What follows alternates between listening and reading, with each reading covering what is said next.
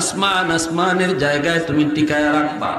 ও মালিক, এই বাচ্চাটা আছে বিদায়, হাফেজ কোরআন আছে বিদায়, উলামায়ে কেরাম আছে বিদায়, এখনো জমিনে তোমার কোরআনের শিক্ষা চালু আছে, জমিন এখনো টিকে আছে।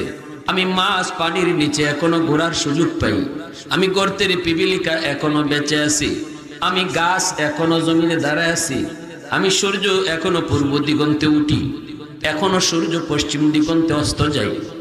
এইভাবে সাগর মহাসাগর চন্দ্র সূর্য, আল্লাহর নবী বলেন সব কিছু আল্লাহর কাছে কয় মালিক হাফেজের সংখ্যা তুমি বাড়ায় দাও, আলেমের সংখ্যা তুমি বাড়ায় দাও, মাদ্রাসার সংখ্যা তুমি বাড়ায় দাও। আল্লাহ ঘরে ঘরে তুমি হাফেজ আলেম তুমি কবুল করে নাও। কেন?